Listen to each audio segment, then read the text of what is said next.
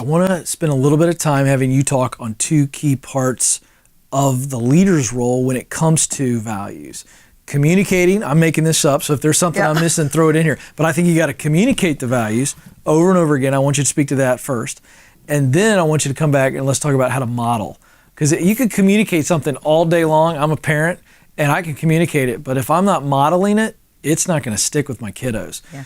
Communicating what works in your experience in communicating values. When you really begin to get serious about this and let the people know, hey, these are our values, and we're not just going to talk about them. We're going to keep talking about them and talk about them and talk about them. How do you do that? That's the key. Talk about them, talk about them, talk about them. You know, I know when I get on the stage or I get in front of a meeting, they're going, we know Dina's going to talk about values first. Right. So it's that consistency of the leader, never getting tired of keeping the values, again, front and center. So the communication is key. And because we're in franchising, we create systems.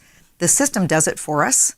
So whether Dina Dwyer's around or not, it's not going to matter because Mike Biddle, our CEO, is around, and our chief operating officer is around, and our brand presidents are around, and our front desk employees are around, and they know that I work for a company that has clear values. And anytime there's a meeting of 3 or more of us, we're supposed to talk about these values. So it's creating that system, that habit of not only the leader, the CEO or founder talking about the values, but it's the habit of you call a meeting with 3 of your team members here. Somebody better make sure we're starting that meeting off with the values. And if you've forgotten, somebody else better hold you accountable and say, hey, Ken, we're supposed to talk about the values. And sometimes, you know, in our case, we talk about all 15. That's a lot. Wow. Talk about all 15. Other cases, we'll say, you know, we just got feedback from a customer and we can get better at responding timely. What can we do this week to focus on getting better at responding timely? You make it the topic of discussion for that meeting. Many times we'll kick a meeting off, and this is what I advise the listeners to do, kick a meeting off by saying, this meeting's about this value. So let's talk about this value first, and then let's talk about how we're going to do a better job of living it as we work on this project or how we provide this experience for the customer, whatever it might be. It's that top of the mind, day in and day out in your organization. And when they really know that it's working is when you and I are having a conflict. And I say, you know, Ken, let's look to the values for a solution to this. One of my favorites that we have, Ken, is looking to the system for correction and proposing all possible solutions when something's not working. That's under, that falls under our integrity, our word integrity. And so if something is not working in this relationship or in this area of our business, it should be automatic in my mind as a leader to say, Ken, it's not about you, it's not about me, it's about the system. How do we look to the system for correction and make this better next time so neither one of us have this experience again? So it becomes, again, part of the way you think about your business day in and day out and the relationships and how you solve problems. And so if as a leader, if you're not modeling, if there's constant communication that you've built into the culture, and if the leader's not modeling it, it'll never work. It just won't work. They get called out pretty fast. They do. Your team will never buy into it. And, I love that. You know, and one of the ways that your listeners and viewers can indoctrinate the team into this is modeling something we did. We gamified our values. So when we took the original core values that our founder created, we operationalized them. It was new to us. It was new to our 125 employees at the time. So we said, let's indoctrinate them by giving them this simple laminated card with all the values on it. And we said, look, team, we think this is a solution to keeping our culture special once our founder passed away. He's not here anymore. We need to operationalize the values. Study these values, and anytime you catch one of us doing something wrong, give us feedback. The feedback came in the form of a beep. And it's silly, and yet it worked, right? Because the employees, they love the idea of catching us doing something wrong. So they studied the values more than you would have ever thought.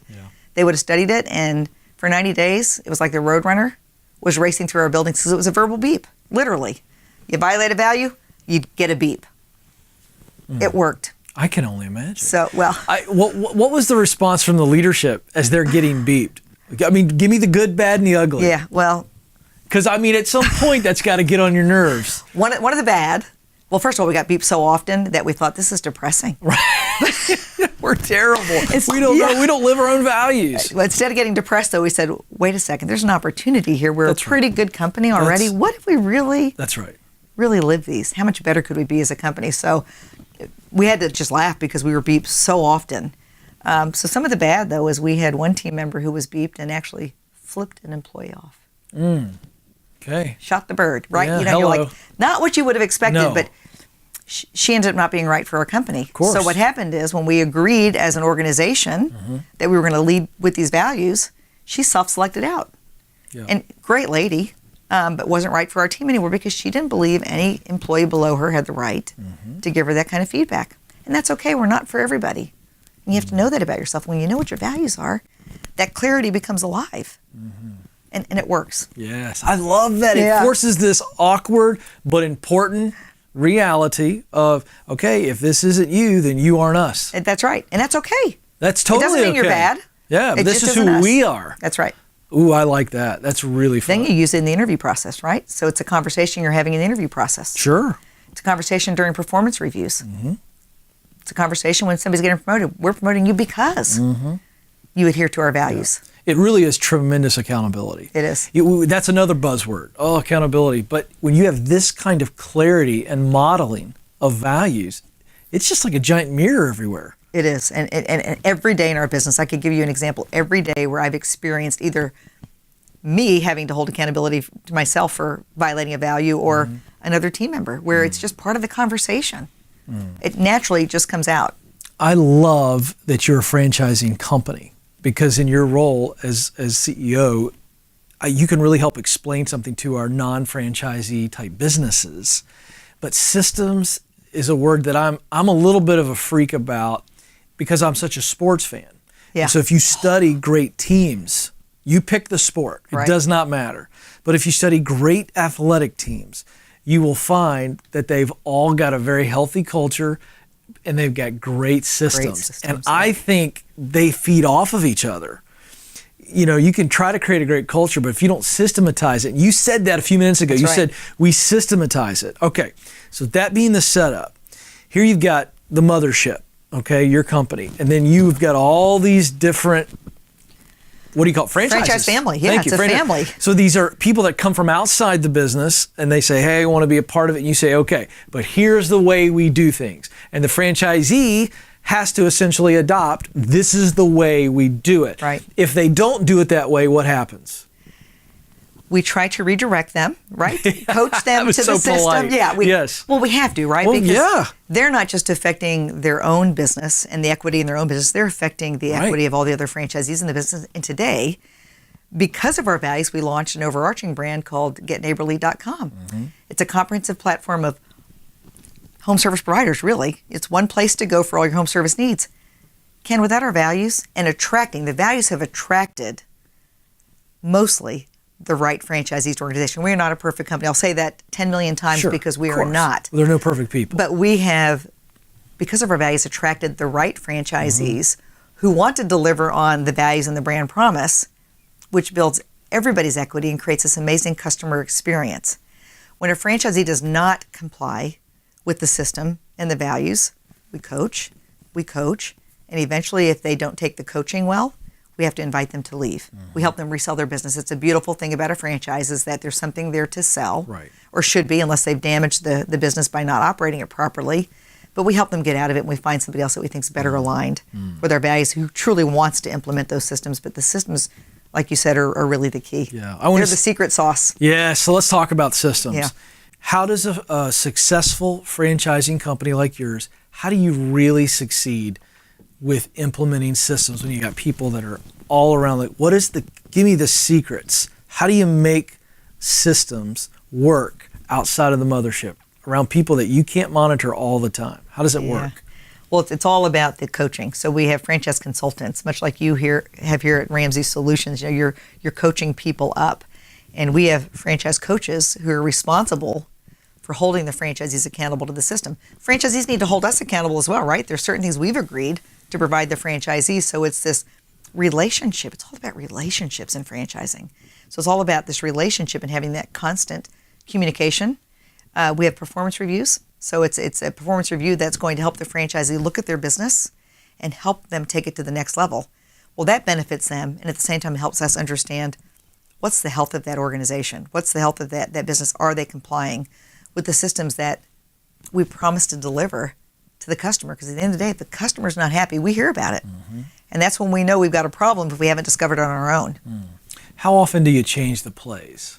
This is my sports analogy. You know, like this is our offense. And you don't want some 18-year-old freshman coming in telling you, well, coach, I think we should run the play this way, when the coach has won for years and years and years. However, there's always opportunity to iterate, to innovate. That's right. How do you change the plays and keep that system fresh? Yeah. We have advisory councils with each one of our franchise brands. And it's made up of key leaders, key franchise leaders in those organizations that are typically nominated by the franchise network that they're part of. And we pick their brains and we talk about how do we get better, constantly looking at ways to get better. Protecting the parts of the system that we know are critical, yet saying, what can we do to enhance this? With technology, there's all kinds of enhancements. And we've got to be open to what the franchisee has to share, who's out there every day working with the end user customer. We're not. We're sitting in Waco, Texas, or some office around the world supporting franchisees. So we are actually very open to get that feedback, and then we take the collective brain trust of the franchisees that are part of that organization and say, is this something we should try? And usually we'll test it first, right? We'll do a small, quick test. If that test works, we'll expand it within that one brand. If it works really well for that one brand, we'll look at the other sister brands and say, this probably would work here too. So it's that collaboration, but start with maybe a quick and small test. Try it out. In the old days, we made so many errors, right? We'd come up with this great idea. Maybe a franchisee gave us a great idea, and right away it's kind of like, McDonald's burger. All of a sudden we're going to throw a different kind of onion on this burger. Yes, right. And you just do it right. without testing it. And then you think, oh my goodness, yes, we just made a huge error. So the small testing has become the way that we try new things out that are an improvement or appear to be an improvement to the system without putting ourselves into a situation where it's hard to get out of it if you've tried something too big without first That's really testing smart. it. That's really good. Yeah. Testing. Yeah, small, quick. I've gotten several emails over the last year from listeners who have said, Ken, I need some advice on how to lead up on an idea. And I love this question for you specifically because you see it come from franchisees. Decentralization. Posture. I want you to speak as an executive. If someone's going to come to you from lower in the organization and make a suggestion of a change to a system that has worked really, really well, what's the right posture for someone to go up to leadership and say, this needs to change? What's the right way to handle that? Yeah, and I am co-chair today of the company. I have a CEO now who has been running the company for 3 years. And what I would say, this is my leadership style, what I would say to that team member is thank you. Thank you for having the courage to bring an idea to us. And one of our values is to listen with the intent to understand what's being said and acknowledge that what is said is important to the speaker. It took courage for that employee to come to me or to come to our CEO with that idea. So I would acknowledge that it took courage. I would thank them for that courage. And if I felt like it wasn't going to be a good fit, I probably wouldn't waste their time believing that that's going to go somewhere else. I might say, based on experience, this is what's happened. Or I might say, let me bring that to the team. Let me bring that to the growth team or to the president's group or to the marketing team, and let us hash it around. And we might come back to you with some questions. But thank you again for bringing the idea to me. Because when people don't believe you're listening to their ideas, they'll quit bringing you ideas. And we won't continue to grow as an organization the way that I like to grow. That's true. That's really good. Yeah, you stunt the growth when people feel like you never listen to their ideas. There's so much content in the book. I do want you to summarize it. We've covered a lot, but I want you to summarize the book, and I've got a couple of chapters I want to dive into, but I first wanted you to be able to tell our audience what you do for the readers. You walk them through this particular book. Yeah. The main purpose for writing that book, I had an initial book called Live Rich, which is the acronym for our values that I wrote primarily because we were growing so fast as a company to try to help our new franchisees and our new employees understand who we were. And people started buying that book outside of the company. And then I had people saying, this value stuff is just warm and fuzzy, but I'm not sure it really translates into financial results. So I said, I've got to write a new book. And this needs to be a book that's for the general public. And it's not just for business leaders. This is for any leader, for profit, not for profit. And my point of the book is to help people understand, yes, there is a soft side to values that's all about people. And I say that when you treat people with respect and dignity, you really live your values. The profits are the applause you get for doing that. And I steal that saying from my friend Ken Blanchard. Yes. But it's so true. That's right. So this book talks about, yes, the soft side of people and giving people the respect. But at the same time, it talks about the opportunity to create better financial results. So yes, there are companies out there that are profitable that don't do a good job at all being moral and ethical, right? That's right. They can still be profitable, but they may not be sustainable. But what if you're a company who had a great product and service, you lived your values, how much more profitable could you be than the company who does not live with their values? I think you could be much more profitable. And so I point out in the book some very clear data on how it's proven to be true. In my own experience at Dwyer Group, we've proven it as well. Yeah. Give us some of those data points. Yeah, well, one of the biggest ones is a very recent one. So we were publicly traded in 93. Founder passed away in 94. Company struggled for a number of years. 2003, the public market was becoming much more expensive. Sarbanes-Oxley and all that came up, and we said, let's look at opportunities to go private. A private equity group called the Riverside Company invested in us. Great partner, aligned in our values. That was the most important thing that I wanted to find out is, are we aligned culturally before we go into this relationship? And we were. Grew the company beautifully over 7 years. A private equity company invested to get a return. 2010, they sold us to another private equity partner that we were very careful in helping select. By the way, both of those private equity groups didn't have clearly written values when they joined us. Created clearly written values after joining us because they said it really works. That's great.